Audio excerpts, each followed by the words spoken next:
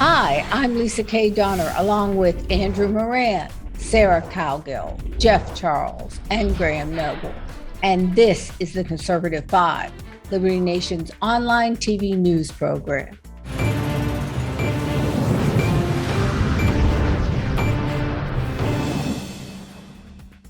It started with a Twitter poll. Elon Musk asked if the platform protected free speech. The simple question sparked wild rumors and loads of chatter. And 2 weeks later, Musk owns the lion's share of Twitter. Gotta say, the man works fast. And now Musk has made an offer to buy the entire kit and caboodle and remove it from public trading. It's rumored the Twitter employees are triggered. Andrew, you've been all over this story like a cheap suit. Sorry. But what about Musk's share of $54 per share? Wait, is that equipment on my jacket? It's not cheap. It cost me $50. Come on.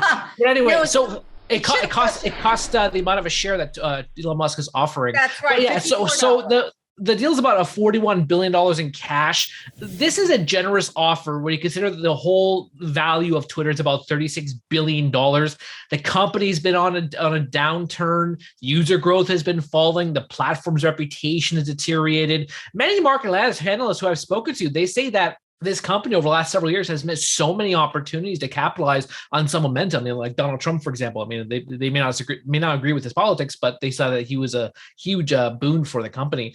Elon Musk, he's been just trolling the entire Twitterverse for weeks now. You see that Twitter poll, and then he did a recent Twitter poll about changing the name from Twitter to Titter. The edit button, which I'm completely against for everyone to know.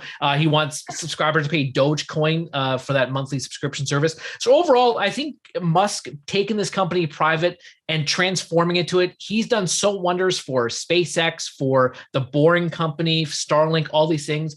Put it in his hands, he'll turn into gold. I know you're skating past whether they will or they won't. So I'm going to go straight to Jeff, because Jeff, hardly a moment goes by when your finger is not on the Twitter button. Admit it.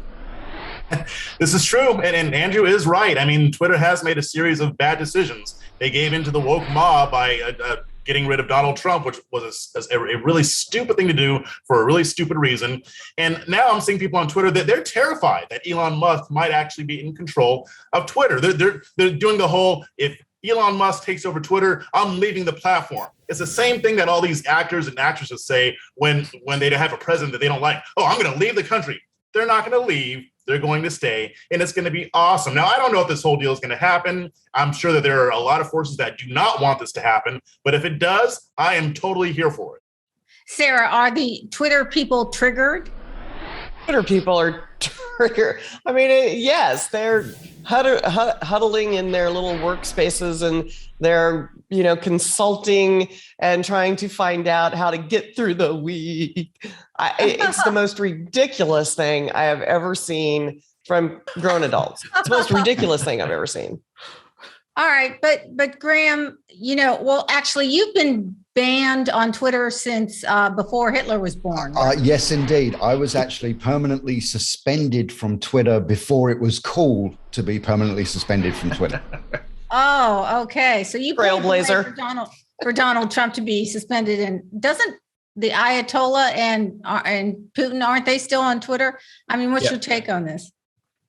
Yeah, well, of course. I mean, I almost don't want to use the H word, hypocrisy, because it's everybody realizes this is a complete joke, that whether or not you get thrown off of Twitter is entirely due to your political affiliations within the United States. If you're on the right and you're very vocal and outspoken on Twitter, you're going to get canned.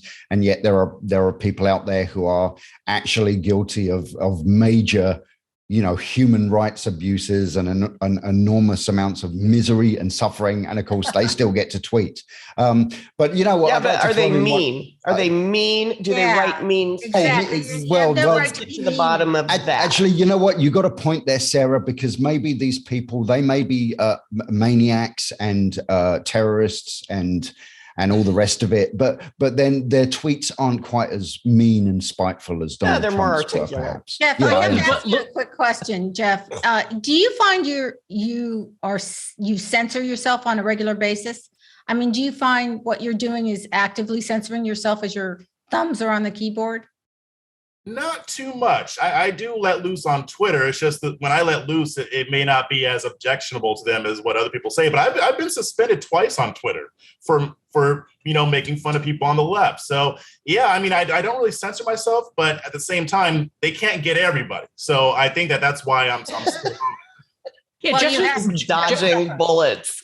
Jeff makes a point there. I mean, if you look at one of the two most popular Twitter accounts for conservatives is Define L's and Libs of TikTok. They were released and suspended, and all they do is share tweets of other leftists who are just being hypocrites. All they do, and yet they got suspended for doing that. I highly doubt that a left-leaning account making fun of conservatives would be as censored. And one more thing too about leftists are complaining that a billionaire like Elon Musk could not buy Twitter, but how is that any different from other billionaire leftists buying newspapers? Look at Jeff Bezos. He bought a specific Washington newspaper. No one complained. John Henry, who I shall never complain about because he gave the Red Sox 4 world championships in 20 years. He bought the Boston Globe. Warren Buffett, he made, as Graham said, he made buying print newspapers cool again. So, there's no difference. Elon Musk, he's just a controversial figure who leftists don't like his opinions about. Well, it's interesting. Do you think actually that they are going to go for this? And number one, and number two, Sarah, what I'm really interested in is whether there is, going to be political fallout. In other words, they are going to take their toys and go home. I would say that it's a good deal. Nobody passes up a good deal. They're in this for the money, not for the glory. Nobody really knows who's behind the scenes. And so, now that we've got the big flash in the pan, let's roll with it. I think they'll take it. And will there be fallout? There might be a bunch of liberals crying, but, it could turn the platform around to where you could actually, talk freely. Imagine that. And that could have big, huge boon for Twitter anyway. Let me just ask one other question. Anybody can take this, but I mean, do you think that this is an interesting thing from Musk versus Trump? Trump tried to kind of build the whole thing from scratch, whereas Musk is like, no, I'm not going to build it from scratch. I'm just going to take what I've got and tweak it and make it right.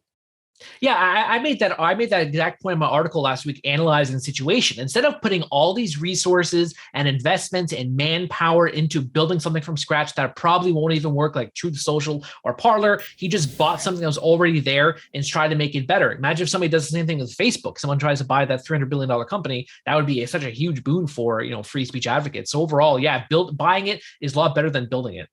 Let me ask you a quick question. Do you think Musk can afford both?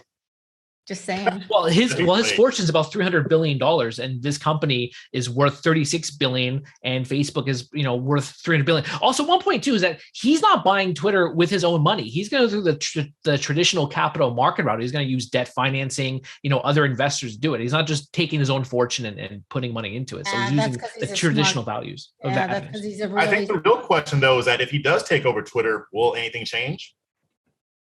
Well, yeah. Dun, dun, dun. Well, you know what? There's something I think that's is important to point out, and that is that Musk actually tweeted something maybe about a week or two ago, possibly maybe just before he announced the fact that he bought his stake in Twitter.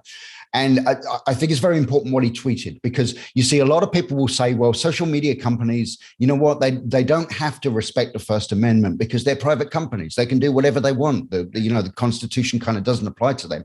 That's not actually true. And there is a Supreme Court ruling, off the top of my head, I can't remember which case it is, but there is a Supreme Court ruling that actually says that even a private company cannot regulate speech in the public square, and Musk has caught on to this, and he tweeted a couple of weeks ago or so that basically, these social media platforms are de facto now public squares. They are, because they're universally accessible. They don't charge for you to use them, so anyone can get on there. De facto, they are de facto the public square, and therefore these companies, Twitter, Facebook, they really.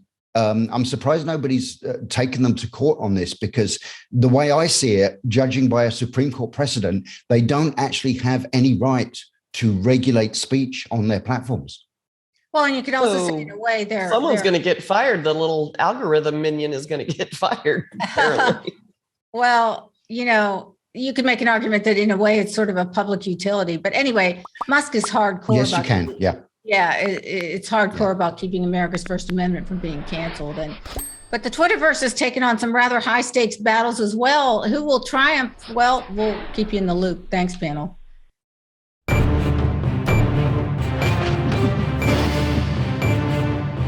That's it for our Conservative 5 panel today. Check out our other C5 shows and segments on your favorite video platform, YouTube, Vimeo, Rumble, or on them all. As well, Liberty Nation has its own Roku channel where you can see all of our TV productions. Thanks so much for tuning in. And remember, surf on over to libertynation.com. Join us on the Member Zone, just $17.76 for the year. Special thanks to our fantastic editor and post coordinator, Frank Diorio, and our executive producer, Sarah Cowgill. I'm Lisa K. Donner, editor-in-chief. Thanks for joining us today. This has been a production of libertynation.com, where truth is making a comeback.